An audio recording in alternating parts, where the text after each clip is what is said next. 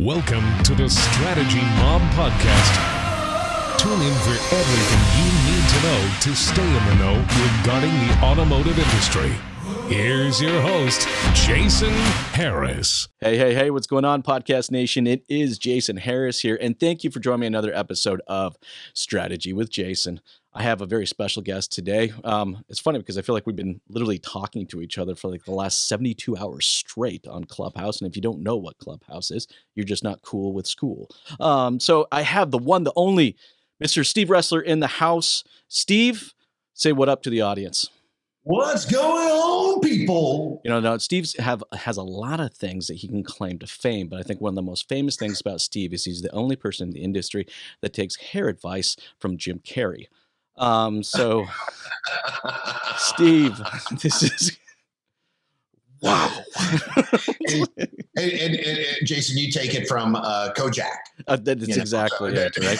I actually like to tell people this is what happens when you get into the industry. You know, I had, when I first started, I had this amazing flowing, locks of hair, and then I got into the car business. I had some kids, got married, and hair disappeared.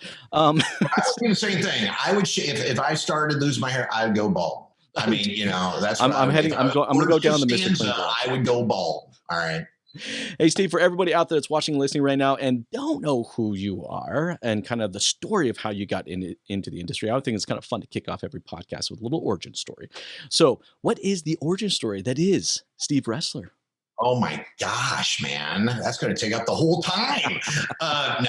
Look, I'm 49 years old, been in the car business for 6 years now.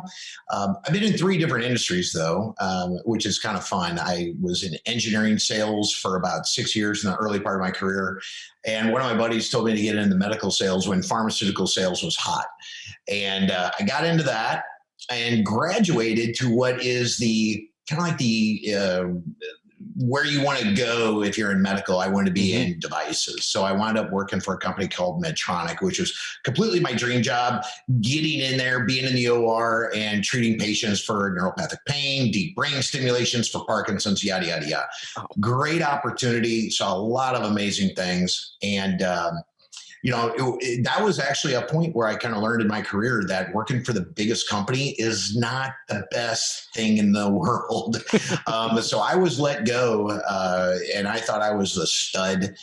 And from that, I wound up working for my first startup company in the medical field and worked for that company for about 5-6 years, got to another startup. And lo and behold, I love CRM. I will say as a diehard sales guy, and I used CRM in engineering. I used it in medical. And that's what I always say, put me on the map in any sales job that I did was using my CRM. And my buddy up the street said, "Hey, man, I'm building the CRM. I want you to take a look at it and join the automotive industry." I was like, "Are you freaking kidding me? I can walk in any hospital across the country. I can walk right in there. And, you want me to get in the car industry?" And 6 years later, I'm telling you what, it's the best thing I've ever done. And now I'm a part owner of the company, which is great. And just promoting something that I believe in is really CRM and helping salespeople grow their business and really teaching dealerships how CRM is the heart of their business to prosper, to take it to the next level. So that's a little bit about Steve Roessler from basically 26 years of basically selling. So it's been a wild ride. Learned a lot. I love the fact like so often I hear these stories how people kind of fumble their way into the industry. I usually find people get into the industry of one of 3 ways, right? They were born into it, they fumbled their way into it, or they were like me, they got conned into it. But I mean, that's crazy, man. You had this amazing, career in medical, and you're like, yeah, I'm gonna go try this thing called automotive. But we are so glad that you did decide to make that decision because your insights into CRM and just your passion for the industry and just for dealerships in general just shows so much in the way that you talk and communicate with everybody. And you know what? Like I remember my introduction to my first CRM. It was one of these and a pen. And I actually do remember the manager actually handing me this book and says that you're going to. That's right. Everybody always said the Stuka card, right? Yes. It's like you're going to live and die what's in here. Had that. Hey, and way back when, I used a program called ACT. I used Goldmine. I used Leapfrog. I mean, look, I've used a lot of CRMs outside of automotive. But at the end of the day, I mean, look, I always think about the opportunities I lost if I wouldn't have a CRM and if I had a notebook. If I ever had a notebook again, I'd jump off of a bridge because I just know I'm losing opportunities and I'm not following up. And you know what's cool, and I've heard you say this before, and I'm a big proponent of as well, is that you know what, a tool is only as good as how well someone's actually going to use it. It's yes, we can make amazing technology, but if you don't have the person behind you utilizing that technology in the way that it was intended to, it never goes anywhere. And that always kind of seems to be that's why the whole training and coaching industry is kind of built on is the fact that people out there don't utilize their tools well enough. But I think this kind of goes into kind of our first topic today around engagement strategies, because it seems to be such a hot topic right now. It's like, I got this great tool. It's telling me all this great information about the customer, but I need to engage with them. And it just seems like it just kind of putters off from there. Let's talk a little bit about engagement strategies. First, how do you define what an engagement strategy is? Well, it's the only way. It's two-way communication. I mean, it's very simple. I mean, just because you send an email and they opened it is not engagement. Newsflash. The only thing it means is you got a good email. So that is not engagement. If you leave a message, obviously that is not engagement. So only when a customer does throw the ball back to you via text, email, they reply with your video. It's just, you have to have a dialogue with the customer by definition of engagement. And so, yeah, so one of the things, like, as I guess I'm going to backtrack, because the only reason why I got into automotive was probably the tool that we're using today is video. Yes. And so when we started up DriveCentric, it was the first CRM out there to do personalized video in the CRM, both on the desktop and the mobile. And I just looked at this product, and I mean, because I'm a diehard CRM guy in medical and engineering, and I was like, man, if we could do this in the medical industry or in engineering and do video, man, I would kill it. There's not one CRM out there that I know of that has video built into the platform. Mm-hmm. So when I got into automotive, video was just a huge thing for me to brand myself. I mean, we talked about hair earlier. So yeah, I mean, when I go to a show and I'm sending personalized video out to dealers all across the country, how cool is it? It's like, oh man, I know you. You're that hair guy. You're Jimmy Neutron, and whatever you call me, at least you know me. And that's all I care about. So the way you get engagement, obviously with email, phone calls, text, video, all the forms of engagement we need to figure out the customer's preferred form of communication. And I think jumping in automotive, the thing that I'm so passionate about when it comes to engagement is you have to adapt to the times. And right now, I mean, I got the Karate Kid in the background, right, Jason? Yep, we're talking about this. Karate Kid was in 1984, you said? Was that right? 1984 was the first we Karate. still communicate like it's 1984, except nobody is paging, Jason Harris. If I can have a paging system tied to my CRM, would we use that today? Probably not. Newsflash. I bet you had a couple pagers, didn't you? You did have a couple. You have a box of pagers sitting around in the house somewhere. Oh my God, no, I don't. But I used to have a pager when I was in the medical. You would actually get a kick out of this because we're on the topic of video. So last night, my wife says, "Can you come help me clean up the basement a little bit?" Right? And you have these monster boxes of just like tech, just equipment, right? Just old stuff, old cameras, all this stuff. I'm going through it, and I find my Kodak flip cam. You remember the flip cam? And it's so funny because it was the first customer video I ever recorded was in early 2008 with my less than 1 megapixel. It might have been just 1 megapixel flip cam that I had to manually upload to YouTube at a 360p resolution. And then I forwarded off, and I remember it. So I remember it because it was on it was on a Chevy Cobalt, I think was the video that I did it on, and I set it up on this tripod. I was yelling at the top of my voice because the microphone sucked at this thing, right? But I remember the customer coming in because that was amazing, and I sold the car. First video I ever did in the industry as a salesperson, right? Nobody was even doing video at the time, and I remember the reason I got into video was because I remember we had this old phone trainer that would come in. Remember the trainers come in, teach you how to talk on the phone?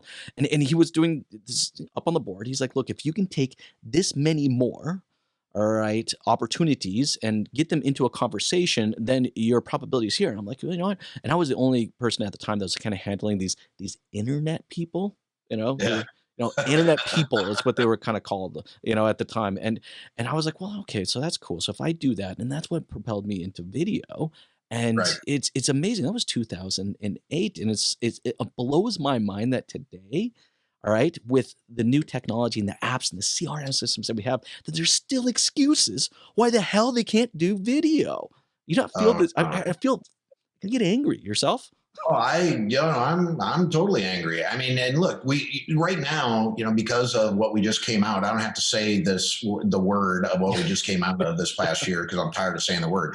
But I mean, like with Facebook, I mean, there was an article out there that said that 50% of people increased from, I think it was from February to March, watching Facebook Live videos. Oh yeah, it's huge. So video is that norm stream of communication that people are in fact doing and watching. So we're just not adjusting, and the market is telling us, or what we just went through is telling us we need to do it. We need to listen to what the customers' channels of communication are and their preferred form of communication, and just start doing it. The biggest excuse I get, Jason, is I look bad on video. I don't want to shit on anyhow. I look bad on video. Well, you know what? I always say you don't look better in person either. So, if somebody's going to come to your showroom and that's your excuse, you better go work at Hardee's, or something else, or, In-N-Out Burger. I don't know. But it doesn't make sense to me why, if I'm okay to work with a customer in the showroom, I can't put myself on video and just humanize the car buying experience. At the end of the day, this is the stat when it comes to it, Jason, and you were obviously in the car business, so you obviously know this, right? We send an email, right? You send out an email, you sent out these terrible, terrible, terrible templates, which we'll talk about, I'm sure, on this. But 7% of what you say is in that email. Have you ever sent an email to somebody and it was taken out of context? Oh, 100% all the time. All the time, but we keep doing it. Yep. We define insanity. Now, your manager would say, Jason, get him on the phone. Get him on the phone. You know why? Because 38% on top of your 7% is your tone. So if you're saying words and you're communicating with tone, proper tone, like I'm going to have deflections all throughout this because that's all I do. But now I'm communicating 45%, or 40, and I have a better chance of you getting in the showroom. But then I'm going to say, get him in the showroom, Jason, get him in the showroom, get him in the showroom. And you know why? Because we're stellar in this showroom because we're communicating at 100%. So that's what video is doing. That's what drives me nuts. Is it's the same process, right? Like we're trained. We train our staff when they're in the showroom to humanize. That this is our opportunity, because when they come in through the door, they think we're a bunch of robots. All right. So, your first goal right out of the gate is to connect with them person to person, right? And start humanizing your conversation. And that has everything to do with body language, tonality, eye contact. I mean, this is, what's crazy is that it's not necessarily a new process. It's the same process we have. All right. We're just attaching a piece of technology to it and connecting with that customer at a person-to-person level before they come in versus having to do it when they come in. It saves everybody time. Sorry, anyways, I digress. Go ahead. Here's what I'm always saying, Jason. Like, coming outside in the medical industry and then getting into the automotive, one of the things that was a huge challenge, and I had to connect with the car business because I never sold a car. Okay. But yet in the medical industry, I'm not a doctor, but I play one on TV, right? So that is, I'm glad you laughed, Jason. But no, but here's the thing though, is, I was a patient advocate when I was speaking to my doctors or my pharmacists. I was always, making sure that my patients were getting the right therapeutic result with whatever I was selling at the time. I jumped into automotive, and again, it took me a long time. It was probably about a year and a half before I really found my niche, and I became basically a customer advocate. So I started studying the consumer shopping behavior. And if you go out there and just look at the customers, and like who's texting and things of that nature, look at the millennials and Gen Zs, which is the largest buying customer out there in the market. And I mean, my gosh, if you ask your, I don't know, Jason, if you have kids, but did you ever yell up if you have a 2-story house, yell down, say, pizza's here? You know what? Now we actually use our Amazon Echo devices. So I actually yell at Alexa to send that message. Gotta That's love tech, right? You can do that. Efficiencies. But you can't do that because the kids have got their AirPods in. They're watching some video, so you have to text them. Exactly. So it's just amazing how. And then those millennials and Gen Zs won't pick up the phone. And there's studies out there on why millennials and Gen Zs don't pick up the phone because of the anxiety of being able to think on their feet. It's a different dynamic when you start studying different generations of people 100%. and how we have to really change our communication. So when I got in automotive, that's what I just wanted to be passionate about, is helping dealers understand more about the consumer. And if we just go out there and think, man, technology is out there, the customers are even telling us in many different articles out there, I know what I want. I just want a better buying experience. So I always tell everybody in the dealership world, pretend you're a restaurant and the tip is selling the car. That's it. That truly is it. And I'm so glad that you kind of brought up, kind of language, right? Because we were kind of talking about this earlier before we started recording today, right? It comes back to the syntax of how we connect with them. I would love to start seeing within a CRM, kind of a different syntax to match to the audience, at least for the data points that we actually have on them, especially if they're existing customers. Look, when they're a new customer, I understand you may not have enough data information on to alter your syntax to the individual. But man, if you have that data on that customer, look, you know when their date of birth is, if they're male, you know they're female, you know this age. But then our language doesn't change, and I see that, and that bugs me. And I think what even bugs me even more so right now is, given everything that's going on during the 12 months, how much dealerships templates, and both of us hate that. But the syntax of their language hasn't changed or updated at all, and I feel like it's just killing these dealerships. And I would love to get your thoughts. Oh. Well, yeah, no, I mean, and first of all, when it comes to the data on communication, I don't know if you were going in that direction, but that's one of the things we wanted to improve upon. So at least in our tool, what we're able to do is, if the customer prefers texting, we're actually highlighting that to the salesperson that this customer is a texter. This customer's never replied to your emails. They never picked up the phone. So we do highlight that. And we also do communicate to like the social media streams. So if the customer's like email, their phone number are tied into their LinkedIn or Facebook, you can easily get to know the customer. If they have 3 kids, no wonder why they went third row seating, right, Jason? Exactly. I mean, so we're really trying to connect the dots. So there is no, if you and I know that, I'm a hockey guy, you could quit the small talk and I could have a hockey background back there. And all of a sudden it's like, oh man, you're a hockey fan. And all of a sudden, what do? It's not about the car. It's about the connection. And that's what I always try to do. That's why I got the Karate Kid up here, just because it is kind of fun. It's not like, it's fun for anybody who kind of wants to connect up and be addicted to Cobra Kai. Do you think that's something that we could see in the future of CRM systems? Is the ability to kind of enter in more of a unique profile, to that individual based on the information I know? Like, I know you're a hockey fan. That I should be able to kind of put that into my CRM so I can use that data, during my conversation. If I know that you're a single mom with 2 kids at home, putting that in there, I think just allows us to connect with someone in a way when we actually have some of that information.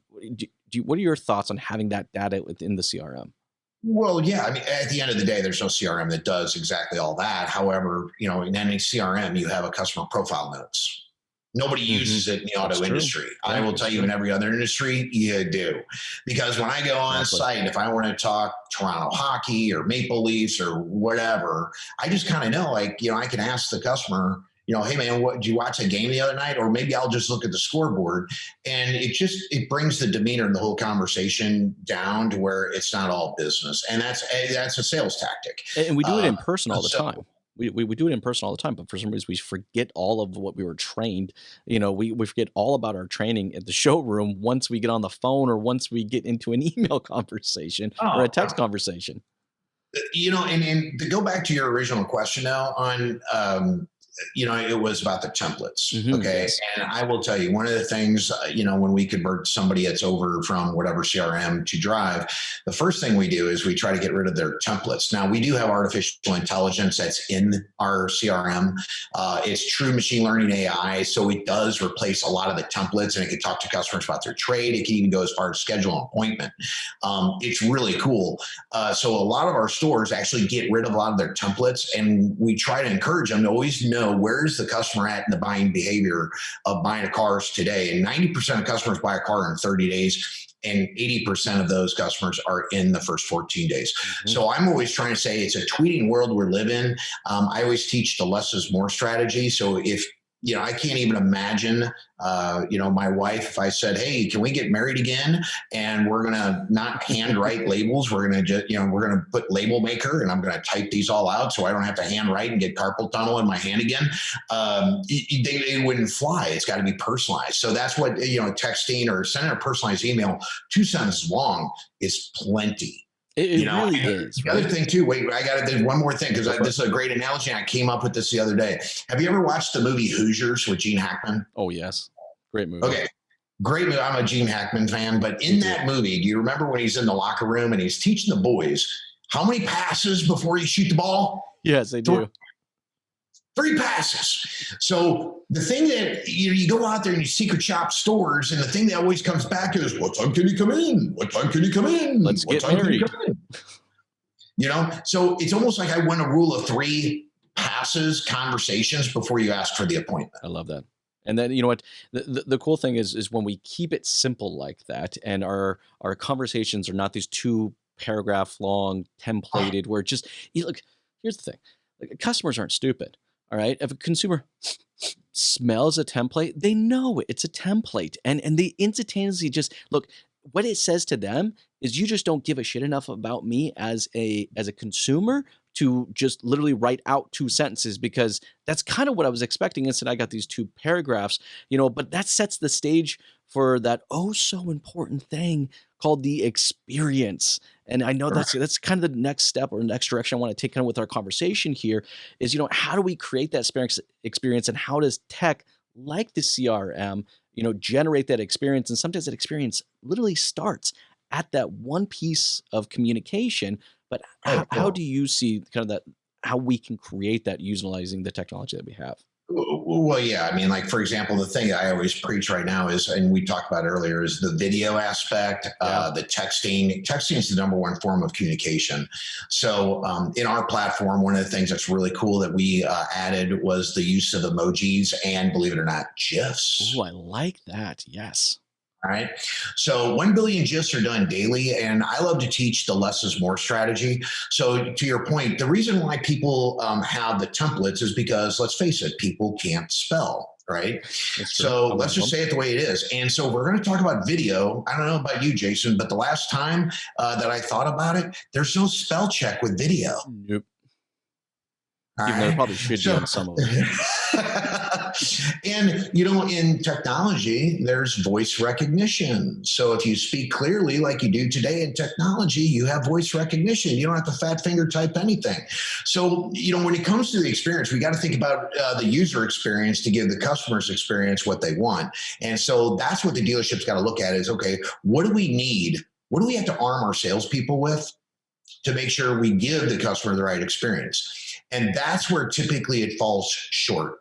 In my humble opinion, okay, and I'm not saying this because we're the latest and greatest CRM that's out there, but the reality is all these platforms that are out there, Jason, were built 20 years ago, okay? They were all great 20 years ago, just like a flip phone was, okay? But how many flip phones do you see at the dealership? Oh, exactly. You just don't.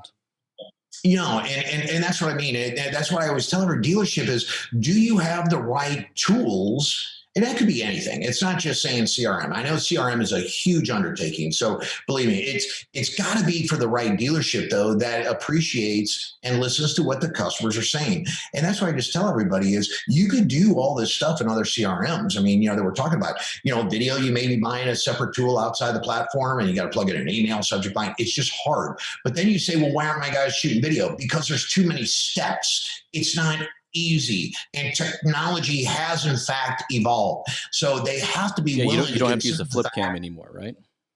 What's that? I don't have to use my flip cam anymore. You know what's funny? No. Going back to kind of that flip cam thing. Before, so in 2007, I think that's when I got my first iPhone, right? And boy, that changed the way it looks today and where it was then was different. And I'm horrible, by the way, at spelling. Just absolutely atrocious. You ask any one of my employees, and literally, I think my ability to type and spell kind of stopped at like grade 5, because that's how good I am at it. So I remember when I got my first iPhone, there was this app on there that was a memo app, and I could Mhm. record conversations to it. And so I record, tasks to myself or something that I couldn't remember.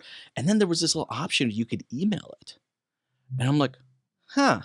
I'm really Yeah. bad at responding. Let me try this out. So before I did video, that was actually what I did. I was actually recording my audio, my audio response, and then attaching that to an email and sending that. That's what pushed me into doing video, because I was one step away. I was one step away from doing video, right? But to your Oh, point, that's cool. 100% right. It's utilizing that technology and moving towards the experience.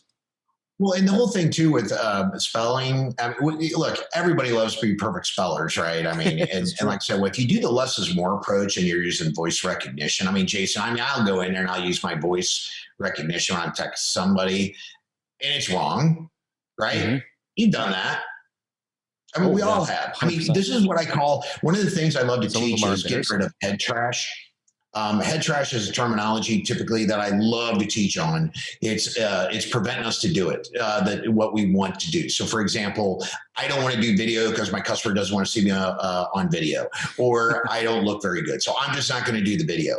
There's also a thing out there called perfect trash that I like to say. And because we're not in a perfect world, we may be doing this, podcast, and my dog could bark anytime. And you know what? I'm okay with it because life isn't perfect. Yep. And the fact that I may spell check it, at least, and I may do misspelling, it's okay. At least it's more of a human approach than it is a template approach with, like you're saying, like 5, 6 paragraph that nobody's going to read.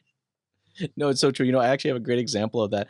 I have a dealership that use authentic walkarounds, right? And it's a video app to record and bring it in, and the way they have it kind of set up is they get to review the video management does before it gets sent out. Well, at least that's typically how the process was goes. Well, here's an example where this didn't happen, and a salesperson recorded a video, and at some point in time during the video, dropped the camera, said, "Oh shit." Picked up the camera and kind of kept going. Yeah, And that was the video that they accidentally attached and sent out. But the probably went funny viral. thing is that was what was one of the reasons why the customer actually he goes, dude, that was hilarious. Did you know you sent Yeah. me that? Then the salesperson was red in the face and going, oh my god, I can't believe I said that. I can't believe I sent it. But it was just a real person. You made a mistake when you drop your phone. You say, oh shit, that's what happens. Like, I mean, but no, that's what's great. I mean, is I stage bloopers in my Oh, when it's I the do a best, isn't video, it? just because again, it's showing that we're not perfect. I mean, I've seen guys where they walk up to the car and the car is locked, and you'll love this one. They open up the car door and there's like they'll say like, "Oh shit" or something. The car's locked, and what they do is they take the phone and they just put it right up to the window of this. It's hysterical, but you know what? You're showing the inside of the car, but it's Exactly. just funny because the car, you couldn't even take your keys out. That's one of the things I love to talk about is if you can stage bloopers like that and get a reaction from the customer and get the customer to engage, just shows you're human. It does. It really does. It shows that we're human. And you know what? Like I said, at the end of the day, that's utilizing tech to create an experience, and the experience through excuse me, through connecting with another person. Now, kind of going on that same direction as far as our conversation goes here of technology and how that generates experience. Let's talk a little bit about this thing of digital retelling. God, actually, oh, it just tastes bad when I say it out loud like that. I really Right. can't. I don't like the word itself. And you define digital retelling in a very way. How would you, if you used one word, how would you define digital retelling? Soda. All right, it's soda. It's what kind of soda do you like, Jason? Mountain Dew, Pepsi, Coke, Exactly. Dr. Pepper. So digital retailing, by my, what I've been talking about, because it is one form. The way that everybody talks about digital retailing is numbers on the website. Yep. And nobody, even right now, starting today, I mean, I go out there, I ask how many dealers, how many customers are going start to finish using your digital retailing tool, and it's probably less than 5%. And that's being generous, because I think it's still very early, for that. And I think what digital retailing, to me, by my definition, is the customer is not in your showroom and you're doing a part of the transaction while they're in their home in their pajamas. You're making it easy for the customer. So that could be a trade appraisal. That could be F&I. It could be anything that you want. It could be showing the proposals. It could be going through the credit app process, because they filled out a credit app and it was all jacked up when it came into your store, and you want to schedule a live room meeting and interview them about their credit app. What part of the process are you going to make it easy for the customer when they can do it at home, at work, wherever they're at, and you're doing that part of the transaction to minimize that customer's time in the store?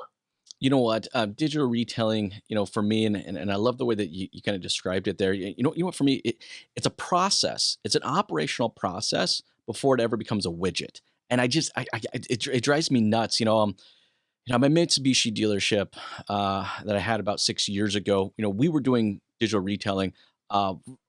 From coming online into the dealership and moving forward. And if you want, you could do it online. You could do it all online, right? But we didn't call it digital retailing. We had no idea what the heck it was called. When you came in offline, you came inline to the dealership. That was kind of, we wanted to keep the entire process moving along. So it was a process, not necessarily a widget. Now, once we've developed out the process and we felt comfortable, like this is what it could look like if someone wanted to buy online, or if someone wanted to take it to step 4 of the sales process and then get into the dealership and execute the rest of the steps, right? We wanted to build out a process that would work both ways, so people could decide how far they wanted to go online, stop, and then come in, or complete the entire thing. But once we developed the process, then we worked backwards towards the technology. And what drives me nuts today is that we're relying on the technology to define what the process is. And I feel like it's a backwards way of doing it. And I'd love to kind of get your thoughts on this too. It's just, process before tech. And again, you got to know the customers too. I mean, sure. To say I got my Harry Potter magic wand here and I put a digital retailing tool on my website that it's going to just flood. It's not accurate. And I think, especially with us being, a CRM company, you could do everything you want digital retailing within your own CRM. That's just a fact. I mean, but, if a customer does want to do it all on the website, they can do it on the website if the customer chooses to. I think a lot of customers are probably a little skittish. I mean, that's why the numbers aren't jiving right now. So I think there's some things. But the fact is, could you do it all on the website? Man, I'm all for it. If you can make it, that's the way the customer wants to go, then man, help them through it. Maybe schedule a Zoom meeting. Say, hey, I'm going to get you on my website, Mr. Customer. I'm going to walk you through and tour you through my website so you can do this all very easily. Why aren't we doing that?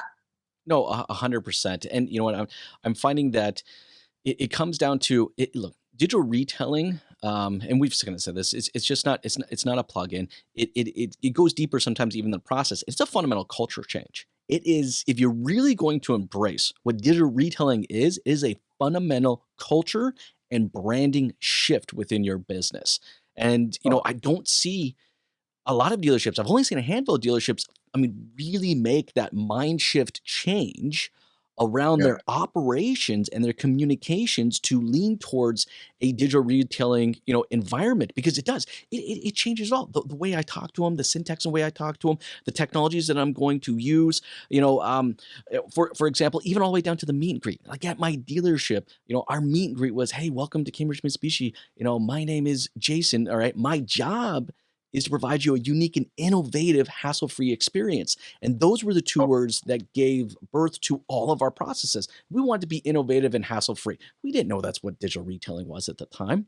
But it was a culture change. It was an entire change. It was like everything we did, every process that we had in the dealership had to go back to those two pillars. Is this innovative, and does this remove hassle from the purchasing buying experience. Only then did I actually feel we were executing what's now called digital retailing. Well, and here I'll give you another analogy that may hit your audience up. But I like to call dealers is, do you operate yourself like a McDonald's with no drive-through? And, at the end of the day, you got to think, now McDonald's has 2 drive-through lanes or wherever I go, it's just kind of interesting. And then have you ever seen a McDonald's with their drive-through under construction during the day? Exactly. And the answer is no, they do it at night. And if they did do it during the day, you're going to be going to Burger King across the street because nobody wants to get out of the car, right, Jason? Yep, 100%. And that's what I mean. We have so many different ways of buying pizza or, going to McDonald's. You can go up and, once everything opens up, you can go in there, go to the kiosk and order your own food, not even have to talk to somebody if that's what you want to do. Yep. So there's all these different ways of buying. And that's all I think that's what we're trying to say from our perspective is helping our dealerships is provide a different channel. Right now, dealerships operate on a 1-lane highway. Mm-hmm. How do you get to 2 lanes? How do you get to 3 lanes or 4 lanes and make it easier and open up those lanes is your digital retailing to keep that customer get 1 aspect, 2 aspects, get part of the process of what the customer has to do to buy a car, make it easy for them. And that's what opening up all the different lanes is. And I just think if a dealership, it's got to come from the leadership team. They got to listen to the customers. And Jason, you're a marketing guy. You probably can appreciate this term. And I've learned this in other industries I was in. I don't really think automotive understands it, but there's a term called upstream marketing. Yes. How many people talk about upstream marketing in automotive? In our business, not at all. Not at all. And that's what we're talking about is adapting processes given what the customer is doing today. That's right. And, in the clubhouse, otherwise known as Crack House, right, Jason? Yep, exactly. They were talking about Chick-fil-A. Jonathan Dawson was talking about Chick-fil-A. And they said our in-store buying experience was great. And they wanted to make the best buying experience going through the drive-through, which I thought was amazing because you go through their drive-through and they're the only ones doing what they're doing in their drive-through. And now people are talking about it. Just imagine if you do something digitally and we listen to our customers and we create an upstream marketing process for a part of the digital retailing process. It could be, hey, I'm going to send you this live link and we're going to do a virtual meeting. I'm going to appraise your car. You don't have to come in for me to appraise your car, Mr. Customer. Do you think that would get out to their friends and family? The answer is yes. Mm-hmm. It just is. And that's what we have to do. We have to implement upstream marketing and listen to the customers more importantly now than ever, because that's what's going to brand you differently. There's Shop Automotive here in Denver, Colorado. Imagine this, Jason. Mm-hmm. Go back to one of your stores and say, how many virtual appointments did you schedule this month? What if I told you that the automotive group at Shop Automotive did 25% of their appointments virtually? And you did Zippo. You think you're losing opportunities? And you and I both know the answer is yes. Oh, 100%. And you know what it comes down to? I was talking to someone actually in Clubhouse again, where we used kind of this methodology, this mindset that dealers need to get into is that they're no longer in the car business, they're in the experience business. All right. Once you understand that you're selling experiences and you're not selling metal, it fundamentally just changes your approach to culture, your approach to technology. And that's where some amazing things have happened. And there have been some dealerships that have done that. Brian Benstock is an amazing example of that, right? I don't think Brian sells cars. I just don't. We're trying to schedule a podcast together and he might disagree with me, but I think Brian sells experiences. The car is just a byproduct of it.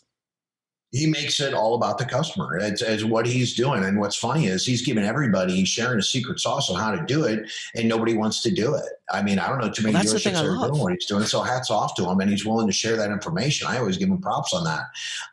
But the other thing too is, and I'll give another parallel, when people go outside the box, like what Brian Benstock has done, along with other dealerships like a Shop Automotive and some of these other dealerships. Yep. I will tell you, like at DriveCentric, one of the things we did, imagine this, Jason, we were the first CRM 4 years ago to start doing remote launching. How do you think that went over if you're a dealer? Yeah, probably not well at all. Do they look at you cross-eyed when you did But it? they got the hot flashes. Okay, I've never seen so many men get hot flashes. All right, but even in Canada. But you know what? We're 4 years later, and we're branded because our CRM is so easy. You can do remote launches. Yes. You know what I mean? So we took a chance, we did it, and now we're reaping the benefits of it. You know what I mean? So if you go out there, people understand, man, these guys do remote launches, and they may frown upon that because they're used to everybody being in the dealership. Nobody goes in there and launches Facebook, Google, or Messenger at a store. No. I mean, that's the way we have to look at it. So anyway, we took a chance, it paid off, and I guarantee you, dealers listen to their customers and they start thinking in terms of taking some of that, the process of doing the transaction with the customer remotely, huge dividends to this dealership, no doubt. It is, but I think the key to getting this done is to be intentional. And it comes to your point. You said this earlier. You said it kind of multiple times throughout our conversation. It's a top-down scenario here, right? Like you are not. It's a mind shift, but it's an intentional mind shift.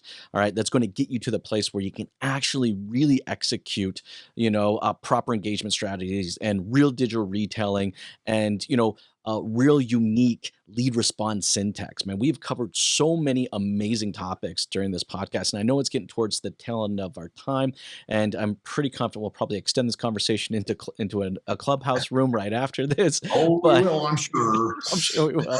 But before I let you go, though, for everybody that's out there watching and listening right now and would love to connect with you and your company and kind of follow along with your guys' journey and learn more about yourself and your guys' business, what's the best way to do so? Yeah, you can reach out to me at DriveCentric or Steve at DriveCentric.com. You can obviously follow me on Facebook, LinkedIn. We actually have a great YouTube channel. So if people want to start looking at videos, go to DriveCentric's YouTube channel. I've done actually what I call a personalized video challenge, and basically showing people how to do a confirm appointment video, things of that nature. So some really good educational videos on there, along with Video Gaga, where I'm rating videos. So I've seen that. Those ones are fun. I like to preach on video. So yeah, Video Gaga. You don't want to be video blah blah, Jason. That's but no, awesome. yeah, just reach out to me anytime. If there's a presentation, if you're trying to build the culture of video, I preach on video all the time. Love to help. Doesn't matter if you're on Drive or not. So that's awesome. And you see, that's also, I think, one of the coolest things about you, man, is that your willingness just want to help, regardless if someone's utilizing your services. We connected that way, and because I'm under the same impression. I don't care if you're my client or not. We just have a fundamental passion for the industry, and whatever we can do to better it, we're there. We're just. Where do you want me? Right? I just take the data and I implement it. I mean, and at the end of the day, that's what I'm passionate about. And when you secret shop stores, and Jason, maybe you're secret shopping stores, but a lot of times I used to secret shop a lot of stores and I got the same thing. I just got tired of it. It's exhausting. It's got to change. It is exhausting. Hey, Steve, thank you so much for taking the time to jam with us today. This has been a blast. You have yourself an amazing day. You got it.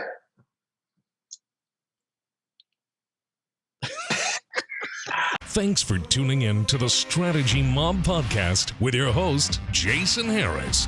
Don't want to miss new content? Be sure to sign up to Be a Mobster at strategymob.com to stay in the know. Remember to like, comment, and subscribe.